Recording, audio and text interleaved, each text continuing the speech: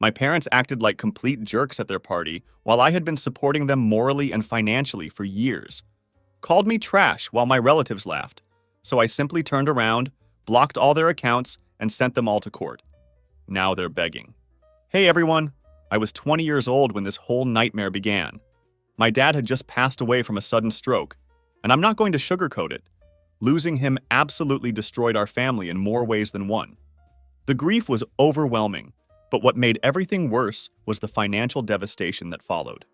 Dad had worked at Southern Steel Works for 25 years, a decent union job with solid benefits, but even with insurance, the medical bills and funeral costs hit us like a freight train.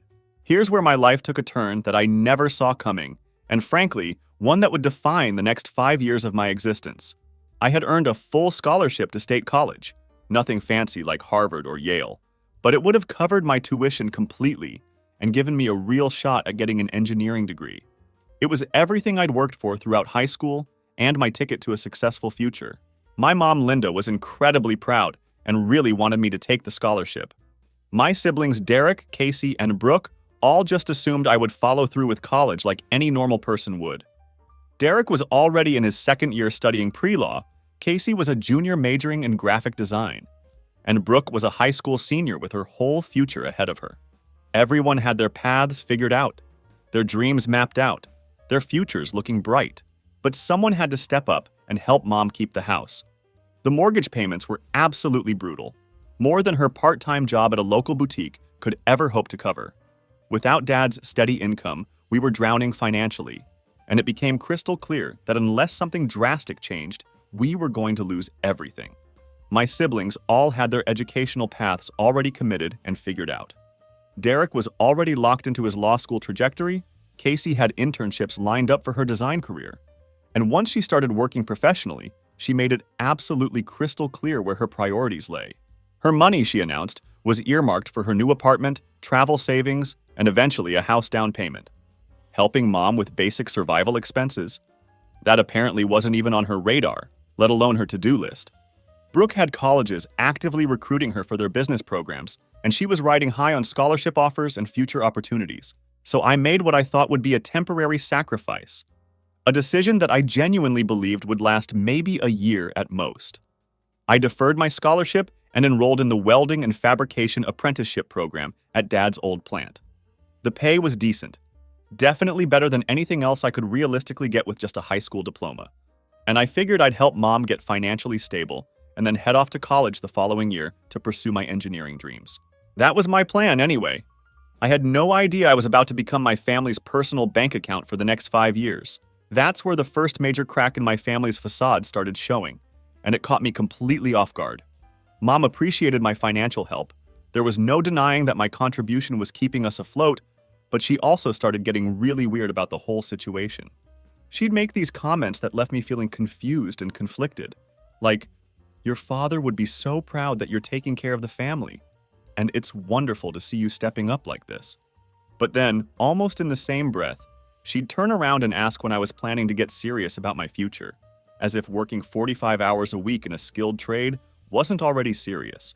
These mixed messages left me absolutely confused as hell about what she actually wanted from me. On one hand, she seemed grateful for the stability my income provided. On the other hand, she acted like I was just floating through life without any real direction or ambition. It was like she wanted the financial security I provided, but also wanted to maintain the illusion that I was somehow failing to live up to my potential. My siblings, however, were infinitely worse when it came to their attitudes about my situation. Derek would constantly make these snide jokes about me playing house with Mom, as if supporting our family during a crisis was somehow emasculating or pathetic. Casey had developed this incredibly annoying habit of sending me job listings for what she called entry-level positions with growth potential, treating me like I was some unemployed loser instead of someone who was learning precision welding and working 45 hours a week in a demanding, skilled profession. The absolute worst part was Brooke's approach to the whole thing. She started telling her friends that I was taking a gap year to figure things out, which wasn't exactly wrong in the technical sense, but it felt dismissive as hell. It completely ignored the fact that I was supporting our entire family and learning a valuable trade that actually paid well. Her description made it sound like I was some confused kid bumming around at home, not someone who had made a significant sacrifice for the good of our family. But the real kicker was our family dinners. These weekly gatherings became a special kind of torture that I came to dread.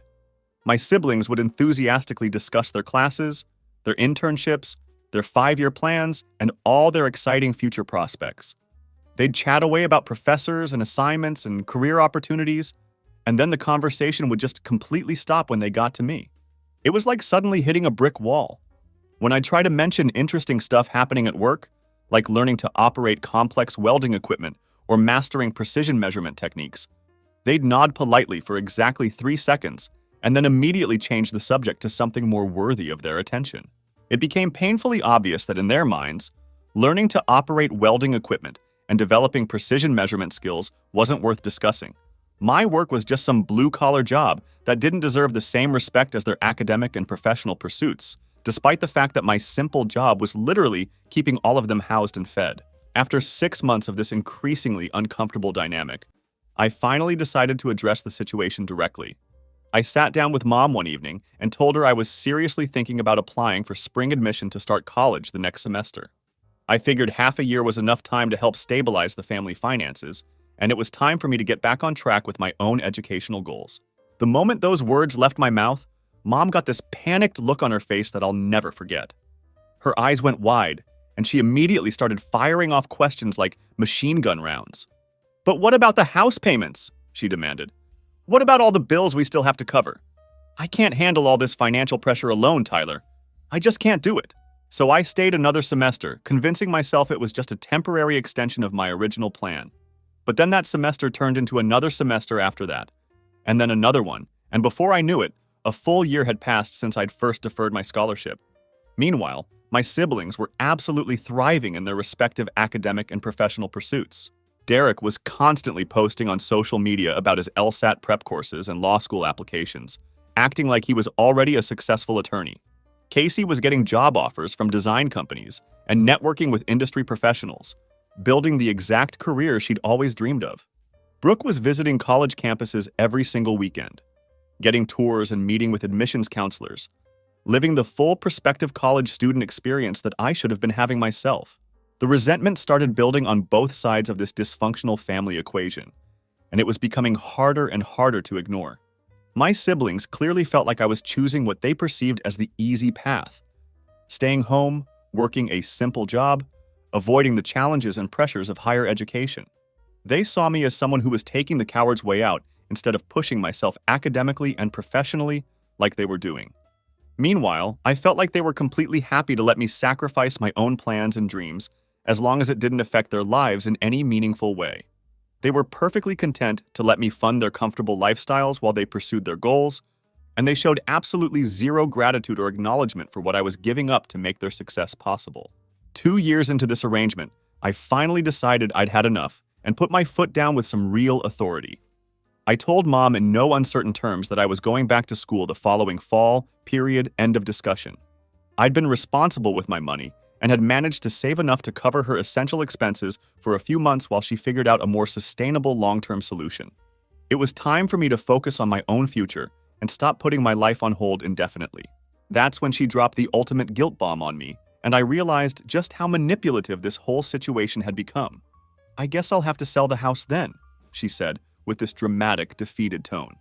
"I can't afford it without your financial help, and I don't want to be a burden on Derek when he's starting law school."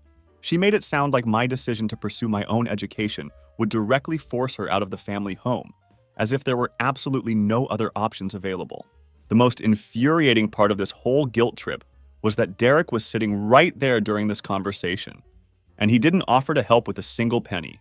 Neither did Casey, who was already making good money at her design job by that point. They just sat there in complete silence while Mom made it crystal clear that my leaving would supposedly force her to give up the family home.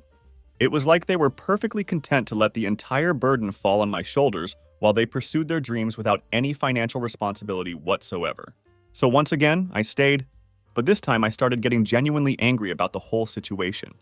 The resentment that had been building slowly over the past 2 years suddenly kicked into high gear, because I was beginning to realize something that made my blood boil. I wasn't just paying basic bills to keep the family afloat. I was actively funding their entire comfortable lifestyles while they treated me like garbage. Let me break down exactly what I was covering, because this is where the story gets really infuriating. Derek's law school expenses? I was covering his car payment and insurance so he could focus on his studies without the burden of working a part-time job. Casey's student loans from her graphic design degree? I was making the monthly payments because she claimed she was saving for a house down payment and couldn't afford both. Brooke's college application fees, SAT prep courses, and campus visits? All of that was coming directly out of my paycheck, while she got to play the role of the carefree high school senior exploring her options. Meanwhile, they were treating me like I was the family screw-up who couldn't figure out his life direction. The irony was absolutely mind-blowing. Here I was, financially supporting 3 other adults and enabling all of their academic and professional success, and somehow I was still the disappointment who wasn't living up to his potential. But here's the thing. I wasn't staying silent about their bullshit anymore. I started calling them out every single time they made their snide comments or condescending remarks. When Derek would make his stupid jokes about my job, I'd point out that I was contributing more to the family financially than he ever had or probably ever would. When Casey would send me those patronizing job listings, I'd send them right back with detailed notes about how they all paid significantly less than what I was already making as a skilled tradesman. When Mom would sigh dramatically about the sacrifices our family was making, I'd remind her that other people in this family were perfectly capable of making sacrifices too, if they actually cared about anything besides their own comfort and convenience. This tense, hostile dynamic continued for 3 more years. 3 entire years of me working my ass off and paying everyone's bills while they pursued their dreams and acted like I was some kind of charity case they had to tolerate out of family obligation. The tension in our house kept building and building with each passing month, and I knew that something was eventually going to blow up in a spectacular way. I just had no idea it would happen quite as dramatically and publicly as it ultimately did. By the time I turned 25, I had been bankrolling my family for 5 solid years, and I mean really bankrolling them in ways that most people would find absolutely shocking. I wasn't just helping out with groceries and utilities like a normal adult child might do. I was essentially functioning as their primary income source while living like a broke college student myself. Let me break down the actual math for you because I had started keeping meticulous track of every single expense by this point. Mom's mortgage? I was covering 60% of the monthly payment, which came out to $1,200 every month. Derek's car payment and insurance? $420 per month, so he could drive around in style without the inconvenience of having a job. Casey's student loan payments? $380 monthly, because apparently her salary was too precious to waste on her own educational debt. Brooke's college expenses were the real killer. $600 or more per month for tuition assistance, textbooks, and whatever random emergency expenses college students always seem to have. On top of all that, I was covering the family health insurance at $290 per month, since I was the only one with decent coverage through my job. House maintenance and repairs? Whatever it cost, which usually ran anywhere from $200 to $500 monthly, depending on what was breaking down that particular month. When I added it all up, I was paying out almost $3,000 every single month to support these people. Meanwhile, I was living in the basement like some kind of troll, driving a 12-year-old Honda that was held together with duct tape and prayer, and eating whatever leftover food was available at work every day because I couldn't afford to buy groceries for myself. The breaking point came when Brooke made a request that was so outrageous, so completely tone-deaf, that it finally shattered any remaining illusions I had about this family dynamic. She didn't ask me to pay for her spring break trip to Miami. She told me to pay for it. She literally walked up to me one evening and announced, "I need $800 for spring break. Can you Venmo it to me by Friday?" I stared at her in complete disbelief. "For what?" I asked, thinking maybe I had misheard her. "Spring break," she replied matter-of-factly. "All my friends are going to Miami, and I can't be the only one who doesn't go. That would be social suicide." "You want me to pay for your vacation?" I asked, still trying to process the sheer audacity of this request. "It's not a vacation," she said, with that annoying tone she always used when someone questioned her logic. "It's a networking opportunity. Lots of important connections happen during spring break. It's basically an investment in my future career." I looked at this 22-year-old woman standing in front of me, completely serious about the idea that spring break in Miami was somehow a professional networking event. "Brooke, you're 22 years old. Spring break in Miami is not networking. It's partying on the beach with college kids." She got that irritated expression she always wore when anyone dared to challenge her reasoning. God, Tyler, you're so negative about everything. This is important for my future, and you're acting like it's some frivolous expense. Then pay for it yourself, I said. You have a part-time job, don't you? I make like $200 a week, she scoffed. That barely covers my social expenses. Your social expenses? I repeated slowly. Going out with friends, clothes, makeup, normal college stuff. I can't pay for spring break with that measly amount. That's when it hit me like a freight train. She genuinely thought that her part-time job was just for fun money. Going out with friends, buying clothes and makeup, all the normal college stuff. While my full-time job was supposed to cover her actual living expenses and apparently her vacation fund too. And based on the expectant look on her face, they all thought this way. This wasn't just Brooke being entitled. This was the family mindset. I looked around the dinner table at my so-called family.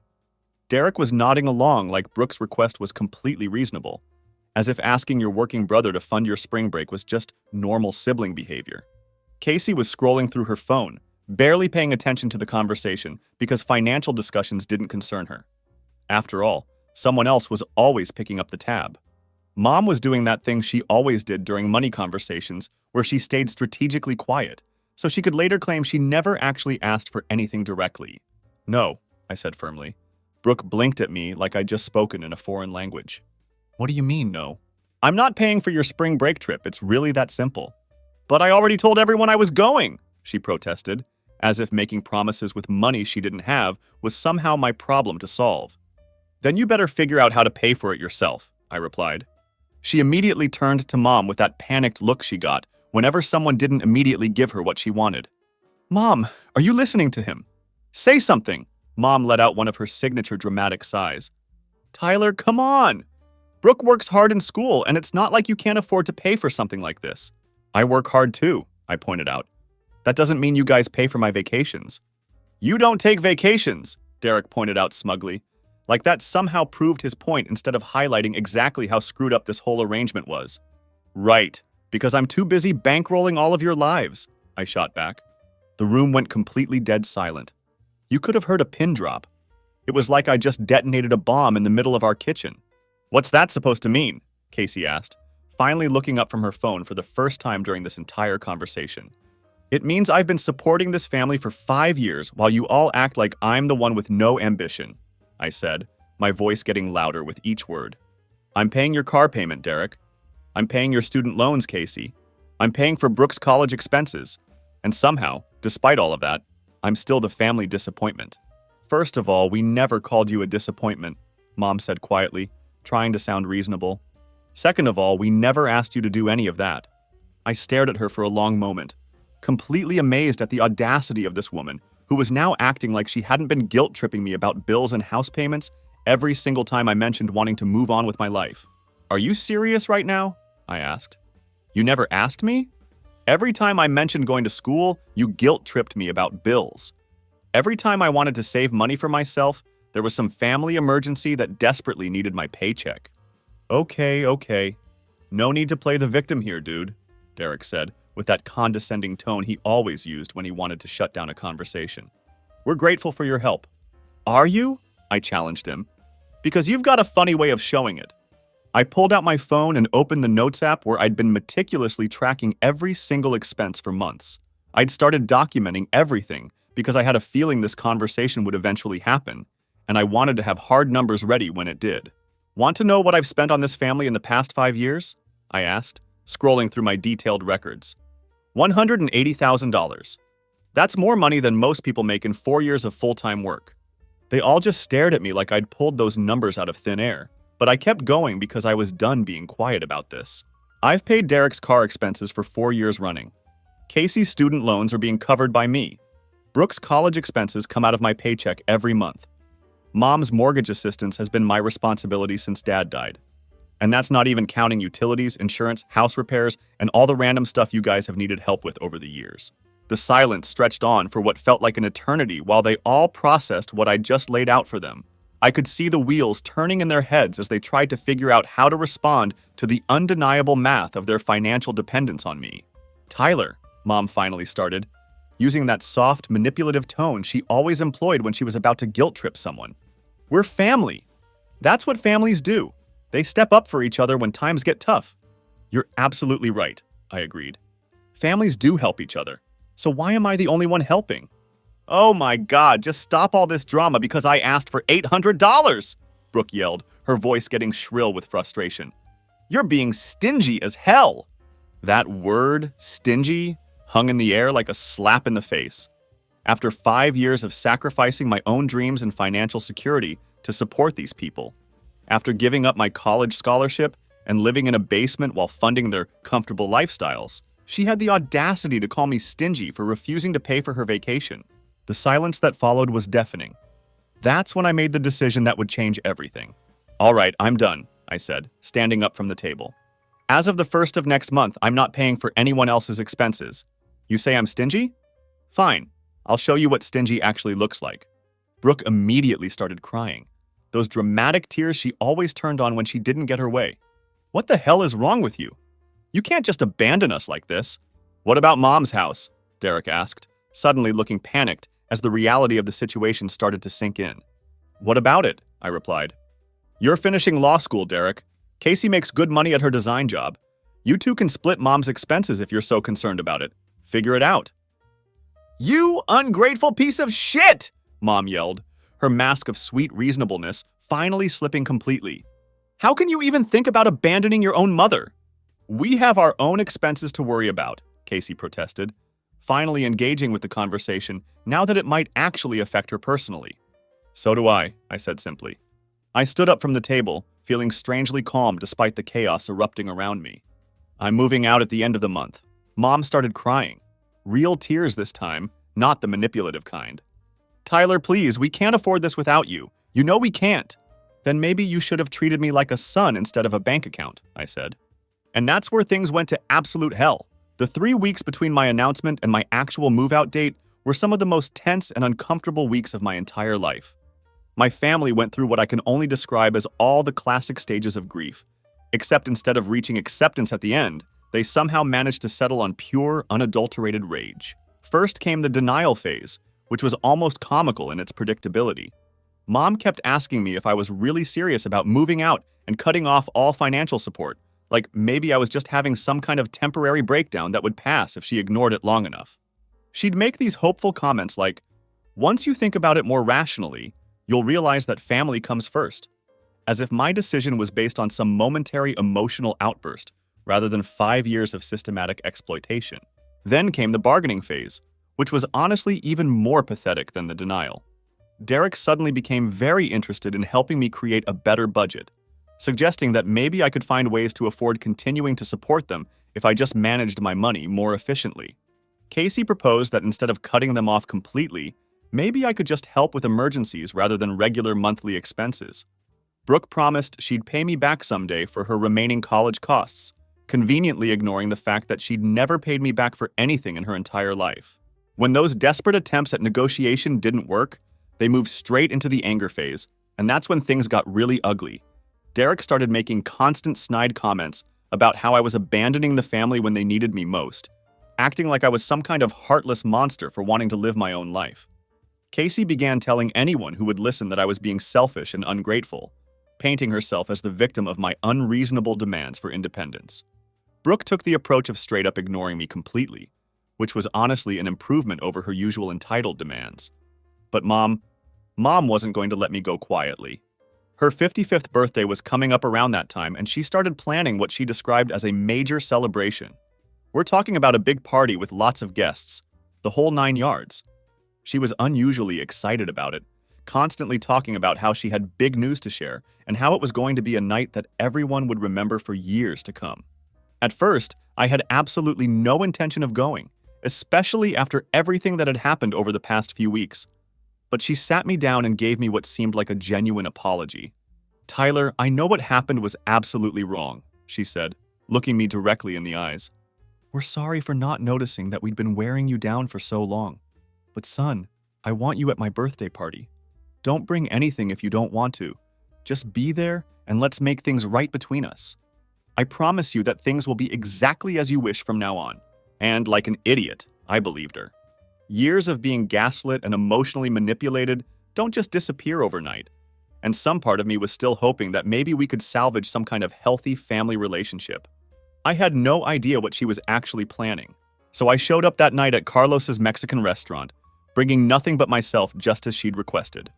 About 30 people were there, church friends, neighbors, some of Mom's co-workers, basically the usual crowd of middle-aged suburbanites who live for this kind of social drama and community gossip. Halfway through dinner, Mom stood up with her glass raised, clearly preparing to make the big announcement she'd been so excited about. I should have seen it coming from a mile away, but somehow I was still caught completely off guard by what happened next. "I want to thank everyone for coming tonight to celebrate with me," she began, her voice carrying across the restaurant with practiced ease. "I also want to make a very important announcement that I've been thinking about for a long time." Here it comes, I thought, suddenly getting a very bad feeling about where this was heading. "As you all know, I've been blessed with 4 wonderful children," she continued, looking around the room with that fake smile she used at social gatherings. "3 of them have made me incredibly proud with their dedication to success and family values." She looked directly at Derek, Casey, and Brooke as she said this, and the crowd was nodding along appreciatively, making those supportive sounds people make at family celebrations when they think they're witnessing a heartwarming moment. "Derek is finishing his law degree and preparing for his bar exam," she announced proudly. "Casey was just promoted to senior designer at her firm, and Brooke just graduated magna cum laude and landed a competitive position in the business world." Polite applause rippled through the audience as my siblings beamed with pride at their public recognition. I sat there feeling like I was watching a train wreck in slow motion, knowing exactly where this was going, but powerless to stop it. Then Mom's expression changed dramatically, shifting from proud mother to concerned parent delivering tough love. "But tonight, I want to talk about something very important, the value of accountability and tough love in parenting." The room went quiet, sensing that the tone had shifted into more serious territory. Sometimes, as parents, we enable our children's poor choices by continuing to support them when they should be learning independence and self-reliance, she continued, her voice taking on that sanctimonious tone she used when she wanted to sound wise and reasonable. "Which is why I've made the difficult but necessary decision to stop enabling my son's lack of ambition and direction." Every pair of eyes in that restaurant turned to look at me. I could feel the weight of their collective judgment as Mom painted her carefully crafted narrative. "Tyler has been living at home for 5 years, refusing to pursue higher education or meaningful career advancement, content to work the same entry-level trade job while his siblings have built successful professional careers," she announced to the captivated audience. The room was absolutely silent, except for the background noise of the kitchen staff. I could practically hear people's mental wheels turning as they absorbed this one-sided version of events. "Effective immediately, I'm selling this house and downsizing to a condominium," Mom declared with dramatic finality. "It's time for Tyler to learn what real independence looks like, without the safety net that's been holding him back from reaching his true potential." Mrs. Henderson from church actually raised her hand like she was in a classroom. "But Linda, what about Tyler? Where will he go?" Mom smiled that fake, sweet smile she always used when she wanted to appear reasonable while being completely unreasonable. "He's a grown man with a steady job.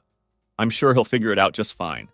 Sometimes tough love is exactly what our children need to finally reach their potential and become the adults they're meant to be.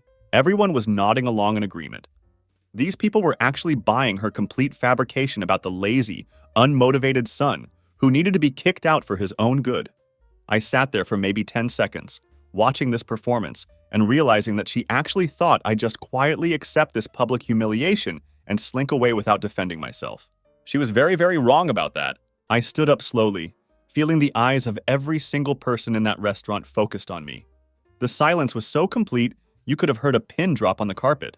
"Just so everyone understands what's actually happening here," I said, my voice carrying clearly across the silent room. "My mother just announced that she's making me homeless." The murmurs started immediately as people began to shift uncomfortably in their seats, suddenly sensing that maybe they weren't getting the full story. "What she didn't mention in her touching speech is that I've been paying nearly $3,000 a month to support this family for the past 5 years, I continued, watching as the expressions around the room began to change from supportive nods to confused frowns. The murmurs grew louder as people started to process what I was telling them. I deferred my college scholarship to help pay my mom's mortgage after my dad died. I've been covering my brother's car payments so he could focus on law school without working. I've been paying my sister's student loans while she saved money for her own apartment. and I've been funding my other sister's college expenses while she built her perfect academic record. Mom's face had gone completely white. "Tyler, this isn't the time or place for this," she hissed, trying to regain control of the narrative. "No, I think this is exactly the right time and place," I replied firmly. "Since you decided to publicly humiliate me in front of all these people, let's make sure everyone has the complete story, not just your version." I pulled out my phone and opened my expense tracking app, the same one I'd shown my family weeks earlier. $180,000, I announced, holding up my phone. "That's what I've contributed to this family's expenses over 5 years. While my siblings were in college and graduate school, building their impressive careers, I was working 50-hour weeks running precision welding operations to keep everyone financially afloat." The room was buzzing now with whispered conversations as people looked back and forth between me and Mom, like they were watching a tennis match. The comfortable narrative she'd constructed was crumbling in real time. That trade job she just dismissed so casually? I'm a skilled welder and fabricator who's been supporting 4 adults while they built their careers and lived comfortably on my paycheck, I continued. The lack of ambition she mentioned? I've been sacrificing my own educational and career goals to fund theirs. Derek tried to interrupt from his seat.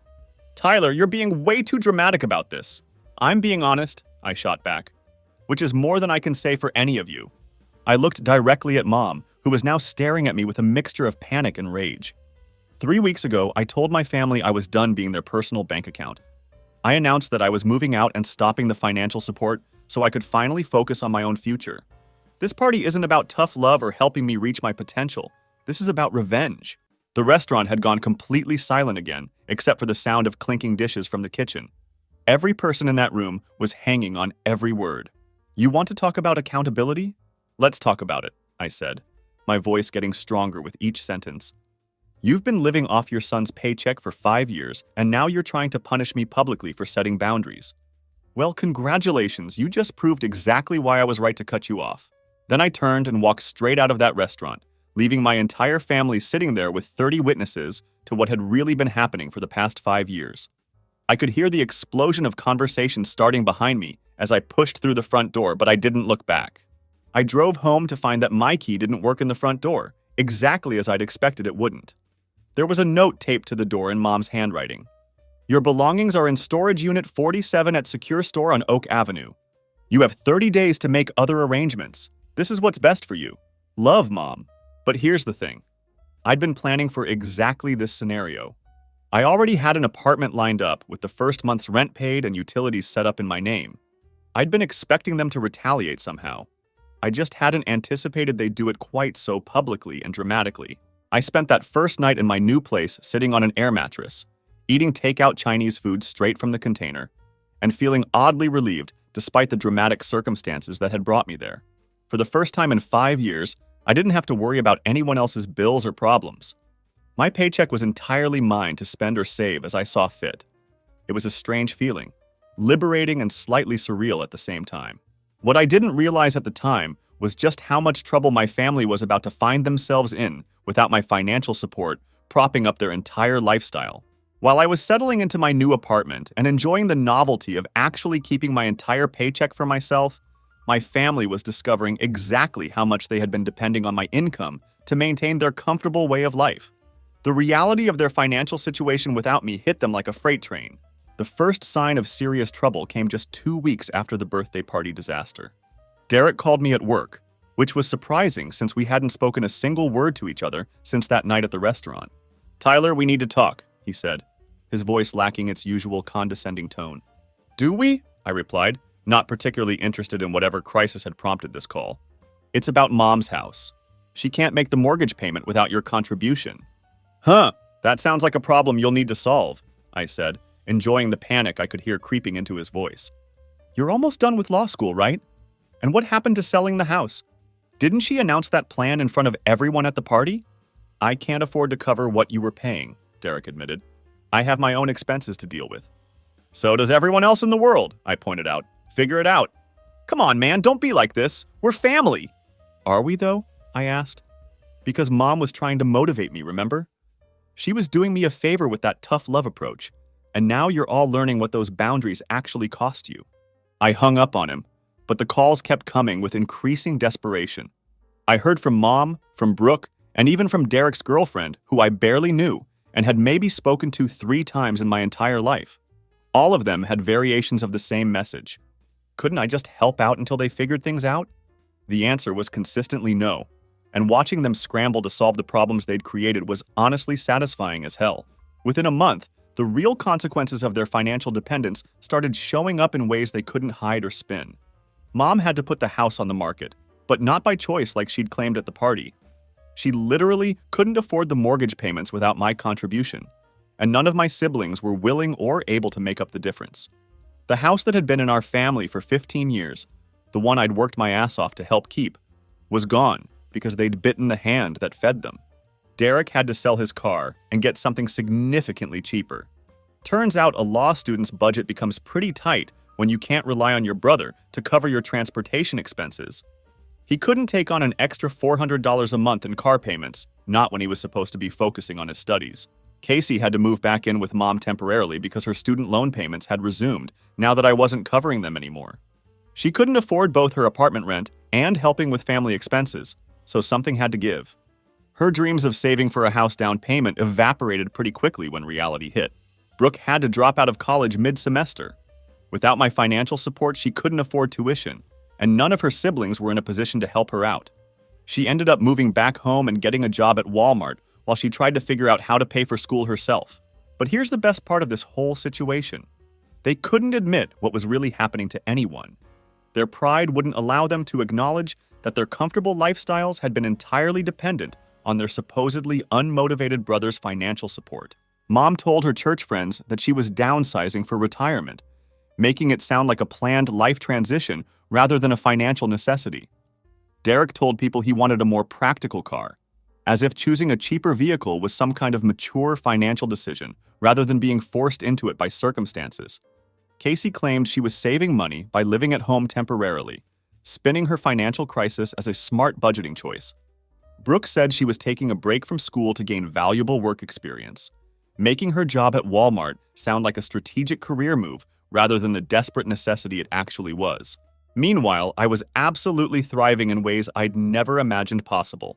Without $3,000 a month going straight to their expenses, I suddenly had real money for myself for the first time since I was 20 years old. I bought decent furniture so I wasn't sitting on an air mattress anymore. I got a newer car that didn't require constant repairs and maintenance. I even started taking night classes at the community college, finally beginning to work toward the education I deferred 5 years earlier. That's when I met Jordan at the most unlikely place possible, the laundromat. She was doing her washing at 2 in the morning because she worked night shifts at the hospital as a nurse. And I was there because I was still adjusting to having an actual social life again and weird hours didn't bother me. "You look unusually happy for someone doing laundry at 2 in the morning," she said, glancing over at me from the row of washing machines. "I'm just enjoying having money for quarters," I replied, which made her laugh. "That's either really sad or there's a good story behind it," she observed. "Definitely a good story," I confirmed. That's how I ended up telling a complete stranger at a laundromat about my family's financial manipulation and their public humiliation campaign against me. Jordan listened without any judgment, asked thoughtful questions, and when I finished explaining the whole bizarre situation, she said something that really stuck with me. "Sounds like they actually did you a favor," she said matter-of-factly. "Now you know exactly what your family relationships were worth to them, about $3,000 a month." We started hanging out regularly after that. Coffee after her shifts when she got off work in the morning, lunch on weekends when our schedules aligned, just easy conversation with someone who didn't have any expectations or preconceived notions about what I should be doing with my life. It was refreshing to talk to someone who saw my situation clearly and didn't try to guilt me into fixing everyone else's problems. 6 months later, when we'd been officially dating for a while, she asked me about my family situation during one of our weekend coffee dates. "Do you ever hear from them anymore?" she asked. "Occasionally, usually when they need money for something urgent," I replied. She raised an eyebrow. "They still ask you for money after everything that happened?" "Desperation makes people shameless," I said with a shrug. She was quiet for a moment, considering this. "What do you tell them when they call?" "I don't tell them anything," I said. "I don't answer their calls." That's when she smiled, and I knew this was a woman who understood boundaries and self-respect. Good. They made their choice, and now they get to live with the consequences. I knew right then that I was going to marry this woman. For about 8 months after I cut them off completely, my family left me alone. I figured they'd finally accepted the reality that I wasn't coming back to fund their lifestyles, and I was enjoying the peace and quiet of living my own life without constant financial demands and guilt trips. I should have known better than to think they'd give up that easily. The harassment campaign started when I got promoted to lead welder and fabricator at the plant. It was a significant advancement that came with both increased responsibility and substantially better pay. Unfortunately, someone from our hometown saw the promotion mentioned in the company newsletter and apparently decided to pass that information along to my family. Word travels fast in small communities, especially when it involves someone who's been the subject of local gossip. Suddenly, I was getting messages again, but they were smart enough not to contact me directly this time. Instead, they launched a coordinated campaign through their network of friends, church acquaintances, and mutual connections. High school classmates I hadn't talked to in years were suddenly reaching out with concerned messages. "Hey Tyler, I ran into your mom at the grocery store last week," one message read. "She seems really sad about you guys not talking anymore. Maybe you should give her a call and work things out." Church friends of mom's would approach me at random places around town, the gas station, the bank, the hardware store, with their unsolicited advice. "Your mother talks about you all the time," they'd say, with that concerned tone people use when they think they're helping. "She's so proud of your promotion at work. I'm sure she'd love to hear from you directly." Even some of my coworkers started getting approached by people claiming to be connected to my family. Casey's college roommate somehow tracked down where I worked and called my supervisor, supposedly wanting to network about career opportunities, but really fishing for information about my job performance and personal life. The common theme in all these contacts was that my family missed me terribly and desperately wanted to make things right between us. But notably, none of them reached out directly to apologize or acknowledge what they'd done wrong. They were running this elaborate proxy campaign while avoiding any actual accountability for their behavior. Jordan noticed the pattern before I did, which probably says something about how manipulative and subtle their approach was. "They're running a systematic campaign," she said one night after I told her about the latest coincidental encounter with one of Mom's church friends. "This isn't random." "What do you mean?" I asked. "They're trying to wear you down through social pressure," she explained. "Get enough people telling you that your family misses you and wants to reconcile, and eventually you'll start feeling guilty for maintaining your boundaries. It's actually pretty sophisticated manipulation." She was absolutely right, and once she pointed it out, I could see the pattern clearly. The constant stream of messages and encounters was getting exhausting, not because I missed them or felt guilty, but because I was tired of constantly having to explain to well-meaning people why I wasn't interested in reconciling with my family. Things escalated significantly when Mom started showing up at places where she knew I'd be. The grocery store I always went to on Sunday mornings suddenly became part of her regular routine. The coffee shop near the plant where I sometimes grabbed lunch became a place she frequented. The community college where I was taking night classes became somewhere she just happened to be when I arrived for class. She'd accidentally run into me and make these big, dramatic, emotional displays for whoever else was around to witness. "Tyler! Oh my God, I can't believe I'm running into you here!" she'd exclaim loudly, grabbing me in a hug before I could react and talking about how much she'd missed me while everyone in the vicinity watched this supposedly heartwarming family reunion. The first time it happened, I was completely caught off guard and didn't handle it well. She managed to corner me in the grocery store and launched into this whole performance. "We need to sit down and talk, sweetheart," she said, in a voice loud enough for other customers to hear. "I know I made some mistakes, but family is family, and we need to work through this." I pulled back from the hug immediately, feeling uncomfortable with the public spectacle she was creating. "There's nothing to talk about," I said firmly. Her expression changed instantly, like someone had flipped a switch. The tears started flowing, and she got this wounded, hurt expression that was clearly designed to make me look like the bad guy in front of all the other shoppers who were now watching our interaction with great interest.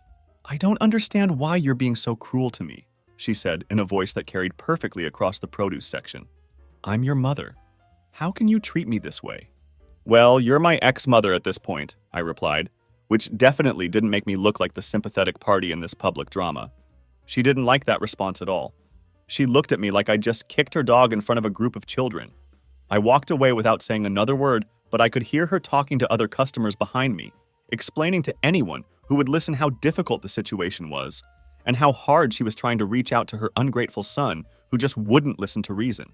This exact scenario happened 4 more times over the next month. Each time she'd show up somewhere I regularly went, act surprised to see me, create a public scene designed to make her look like the loving mother and me look like the heartless son. After the 5th ambush, I'd had absolutely enough of this manipulative bullshit. I called her directly, something I hadn't done since cutting contact. "Stop stalking me," I said without any preamble when she answered. "I don't know what you mean, sweetheart," she replied, using that innocent tone that fooled exactly no one. "You don't shop at that grocery store," I pointed out. "You don't drink coffee, and you sure as hell don't take community college classes. You're showing up at these places specifically to ambush me and create public scenes." "I just want to see my son," she said, dropping some of the innocent act. "You want to manipulate me in front of witnesses, so I'll look like the bad guy for maintaining reasonable boundaries," I corrected her. There was a long silence on the other end of the line.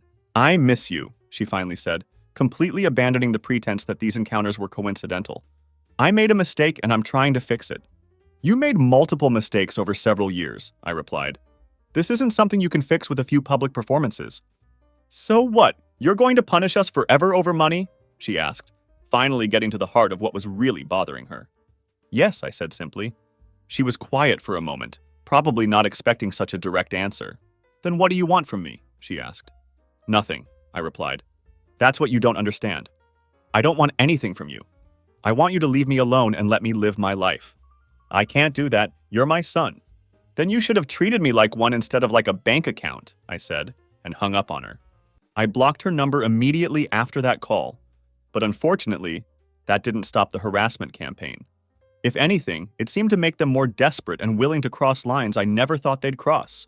2 weeks after I blocked Mom's number, things escalated in a way that made me realize just how far my family was willing to go to try to get their financial support back. Jordan came home from work one day looking angrier than I'd ever seen her in the entire time we'd been together. She had this tight, controlled fury that told me something serious had happened. "Your sister Casey called my supervisor at the hospital today," she announced without any preamble. I put down my coffee cup and stared at her. "What?" "She introduced herself as your sister and said she was concerned about my professional judgment because I was enabling your self-destructive behavior," Jordan explained, her voice getting more heated with each word. "She tried to get you in trouble at work?" I asked, hardly believing what I was hearing. "She suggested that maybe someone in healthcare shouldn't be supporting someone who was estranged from his family due to mental health issues," Jordan continued. "The implication was that I had poor judgment and maybe shouldn't be trusted with patient care." "What did your supervisor say?" I asked, feeling my own anger starting to build at the audacity of what Casey had done. "She told Casey that my personal relationships weren't any of her business unless they were directly affecting my work performance, which they obviously aren't," Jordan replied. "But Tyler, your sister tried to mess with my career. That's crossing a major line." She was absolutely right. Going after Jordan's job was a serious escalation from harassment to actual sabotage. They were no longer just bothering me. They were actively trying to damage the life and career of someone who had nothing to do with their financial problems. "I'm done being polite about this situation," Jordan said, with a determination I'd never heard from her before. "They want to play hardball? Fine. Let's play hardball." That's when she told me about something I had no idea she'd been doing. Without me even knowing it, Jordan had been meticulously documenting every single thing my family had done over the past several months. "I've been keeping detailed records of everything they've done," she said, showing me a folder on her laptop that was surprisingly comprehensive. Every proxy message, every coincidental encounter, every escalation in their behavior, including this latest attempt to interfere with my career. The folder was incredibly thorough and well organized. Screenshots of messages from their various proxies, photos she'd discreetly taken when Mom coincidentally showed up at places I frequented, even a recording of one of Mom's public emotional scenes that she'd captured when she saw the pattern developing. "What are you planning to do with all this documentation?" I asked, impressed by how professional and comprehensive her evidence collection was. "I'm going to compile it into a clear timeline and send it to all of them with a very direct message about what happens if they don't stop this harassment immediately," she said. "Damn, that's actually pretty hot," I said, which earned me a sharp look. "Shut up, Tyler, this is serious." She spent the next evening putting together what she called the complete documentation package. It was professional, factual, and absolutely damning. A comprehensive timeline of their escalating behavior over the past 6 months, complete with evidence and witness statements where applicable. Then she sent it to all 4 of them, Mom, Derek, Casey, and Brooke, with a message that was polite but extremely firm. This documentation represents 6 months of escalating harassment directed at Tyler and myself. As you can see from the detailed timeline, your behavior has progressed from indirect pressure through mutual contacts to direct interference with our employment and professional relationships. This pattern constitutes harassment under state law.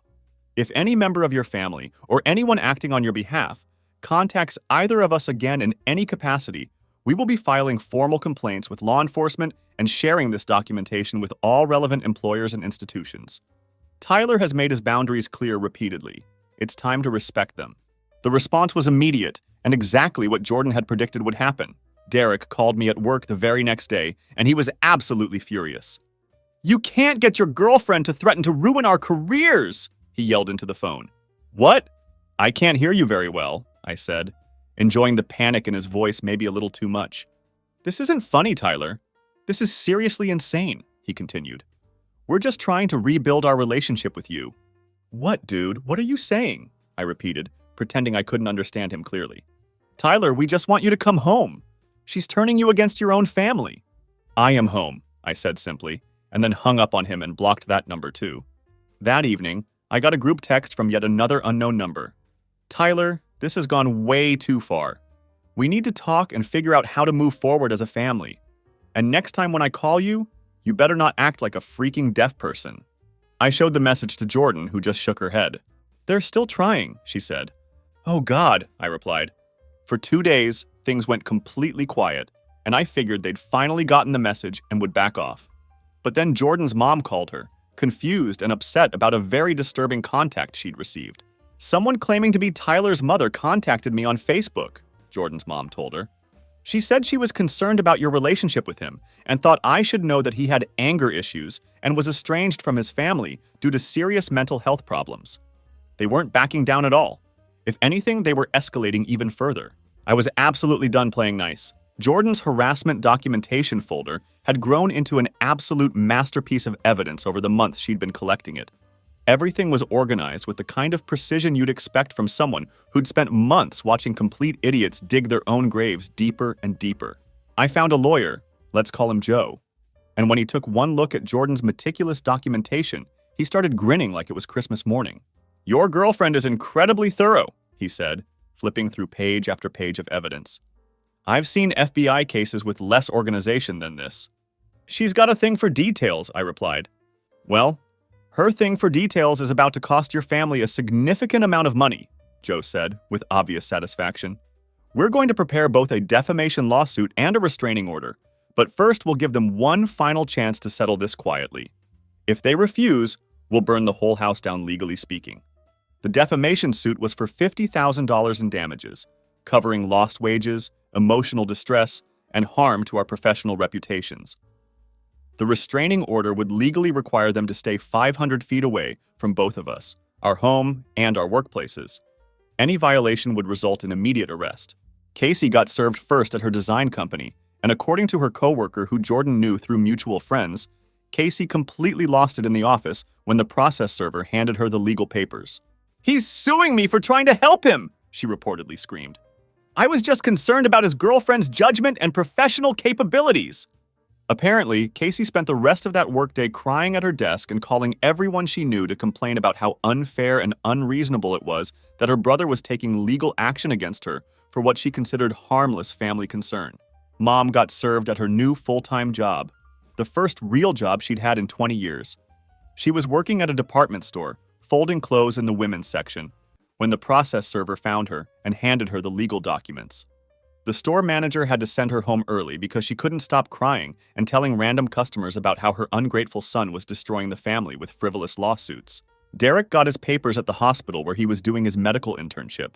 Having a process server walk into a medical facility to hand legal documents to an intern is exactly the kind of thing that gets noticed by supervisors and program directors.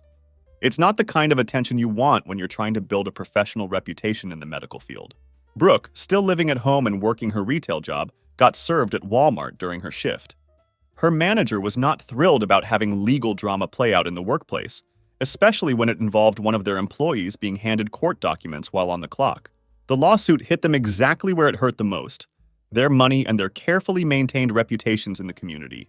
Casey had to hire her own lawyer to defend against the defamation suit, and legal fees started at $5,000 just for the initial consultation and response filing. Her attempt to get the case dismissed failed completely, which meant even more legal fees piling up. Mom couldn't afford a lawyer on her department store salary, so she tried to represent herself in court, which went about as well as you'd expect when someone with no legal training goes up against an experienced attorney.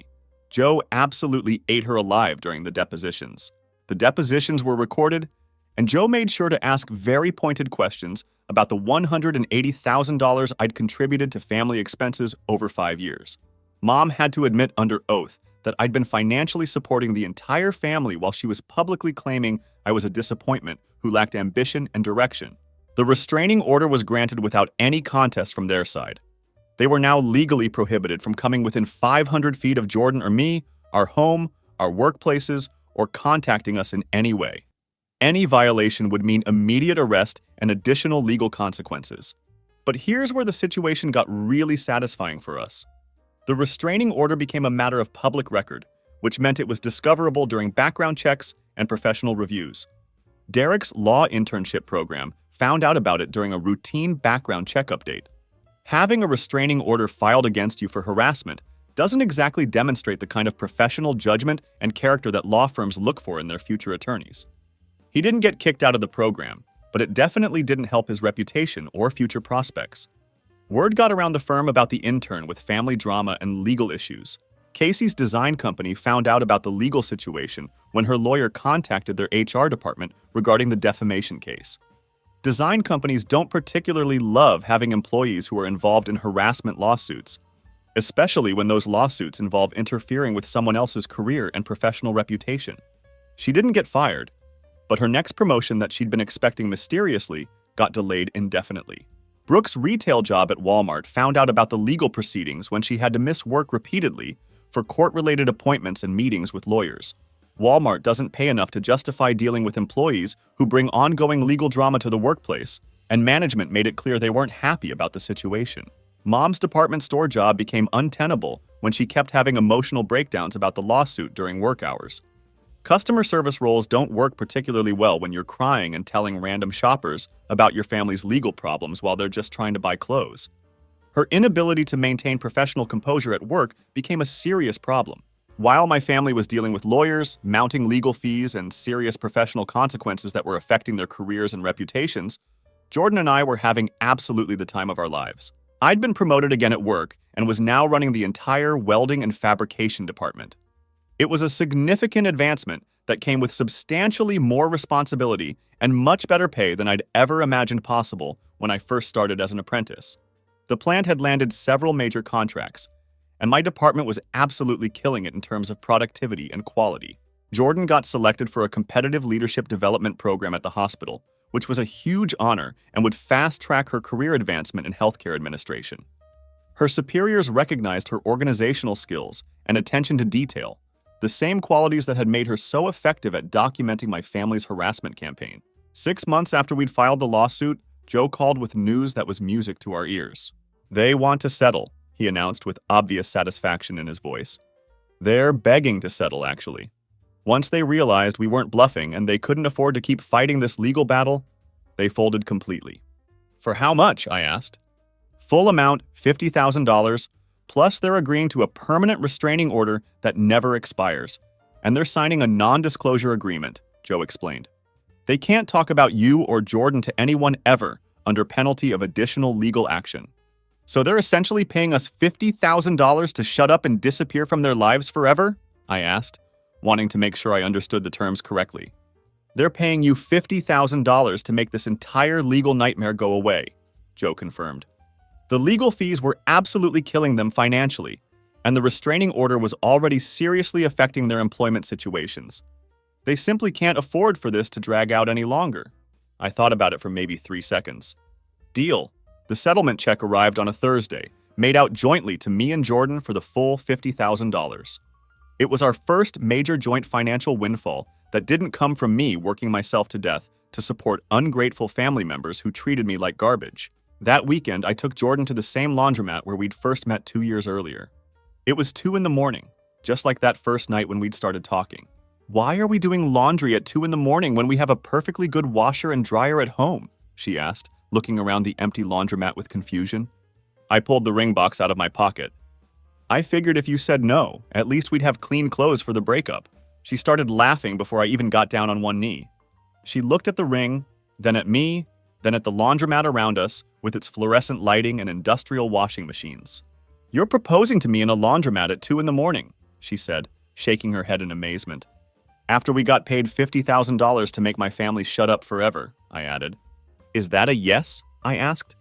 That's the most romantic thing I've ever heard, she said, still laughing. Yes, you absolute weirdo. Of course it's a yes. And just like that, I got engaged to the love of my life in the same place where we'd met, surrounded by the sound of washing machines and the smell of industrial detergent. As for my family, they're all still struggling with the consequences of their choices. Mom's still working retail and barely making ends meet. Derek's internship got extended due to what his supervisors diplomatically called professional development concerns. Casey's stuck in the same position at her design firm with no advancement prospects on the horizon. Brooke is still living at home, working part-time retail jobs and taking community college classes that she can barely afford. Meanwhile, I'm running an entire department, married to an amazing woman, and living in a house that I actually own. The best part of all? Thanks to that non-disclosure agreement, they can't say a single word about any of it to anyone. Checkmate.